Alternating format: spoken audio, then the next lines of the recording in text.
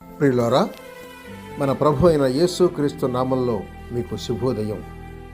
ఆయనను గూర్చి అనుదిన ఆత్మీయ ఆహారం, ఫిబ్రవరి 15 ప్రభుదినం. నేటి మన ధ్యాన లేఖనం కొరింథీయులకు రాసిన 2వ పత్రిక 9వ అధ్యాయం 15వ వచనం. చెప్పశక్యము కాని ఆయన వరమును గూర్చి దేవునికి స్తోత్రములు. వ్యాఖ్యాన అంశం: చెప్పశక్యము కాని దేవుని వరము, 3వ భాగం. వ్యాఖ్యానాంశం: చెప్పశక్యము కాని దేవుని వరము, 3వ భాగం. వ్యాఖ్యానం: నిరంతరము స్తోత్రార్హుడైన దేవుని కుమారుని గూర్చే ఆ వాక్యం రాయబడి ఉంది. చెప్పశక్యము కాని దేవుని వరం, దేవుడు అనుగ్రహించిన వరం. ఆయన దేవుని అద్వితీయ కుమారుడు, ఆయన దేవుని నిత్య కుమారుడు, దేవుని ప్రేమ కుమారుడు.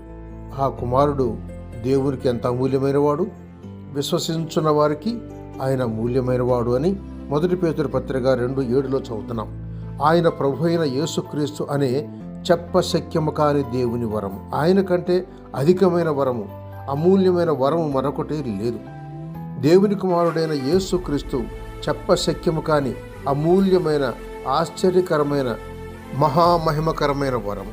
పరిమితి గల మానవుని మనస్సు ఆయనను పరిపూర్ణంగా గ్రహించజాలదు, మరియు ఆయనను సంపూర్ణంగా తెలుసుకొనజాలదు. దేవుడును గ్రహించిన చెప్పశక్యము కాని వరము అనబడిన ఆయన ఎవరో మనము ఆలోచించిన ఎడల నిశ్చయంగా ఆయన చెప్పశక్యము కాని వరమై ఉన్నాడు అని ఒప్పుకోవాలి. ఆయన సృష్టింపబడిన వాడు కాదు సుమా. ఆయన బలీయమైన ఒక దూత కాడు, పరిశుద్ధ దూతల సైన్య సమూహము కాదు. ఆయన దేవుని అద్వితీయ కుమారుడు, ఆయన దేవుని నిత్య కుమారుడు. దేవుడు సృష్టింపబడిన ఒక వ్యక్తిని పంపి ఉంటే ఆ వ్యక్తి ఆశ్చర్యకరమైన వాడైనను, మహిమగలవాడైనను అయితే కావచ్చు, కానీ చెప్పశక్యము కాని వరము అనబట్టానికి మాత్రం పాత్రుడు కాడు.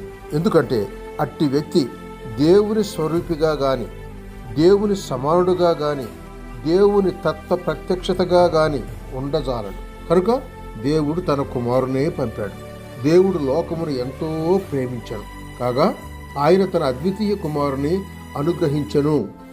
అద్వితీయ కుమారుడు దేవుని రొమ్మున ఉన్నవాడు, నిజముగా దేవుడై ఉన్నవాడు, నిత్యత్వములో, దేవుని మహిమలో, దేవుని లక్షణాలన్నీ కలిగి ఉన్నాడు.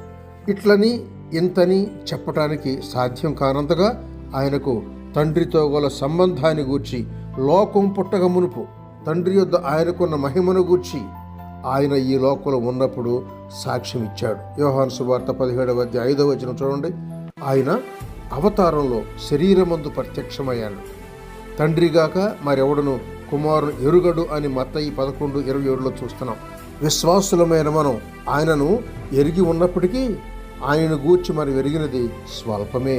కనుక మనం ఆయనను సంపూర్ణంగా ఎరగలేదు. అపొస్తలుడైన పౌలు ఆయనను ఎరిగినవాడే కదా. అయినా ఆయనకు ఆయన పునరుద్ధాన బలమును ఎరుగు నిమిత్తము సమస్తమును నష్టపరుచుకొని వాటిని పెంటతో సమానముగా ఎంచుకొనుచున్నాడు. ఫిలిప్పీ పత్రిక 3:11. ఆయనను ఇంతవరకు సంపూర్ణంగా ఎరిగిన వాడెవడనూ లేడు. ఆయన మహిమ అంతటిలో, ఆయన ఉనికిని గూర్చిన మహాత్యం అంతటిలో మనం ఆయనను సంపూర్ణంగా ఎరిగి ఉంటే ఆయన చెప్పశక్యము కాని వరమై ఉండడు కదా. అయినా ఆయనను గూర్చి జాగ్రత్తగా ఉండుట బహు అవసరం.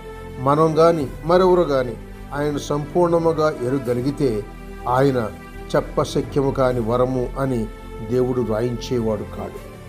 సశేషం. సహోదరుడు ఎం. డేవిడ్సన్. శుభములతో వందనాలు.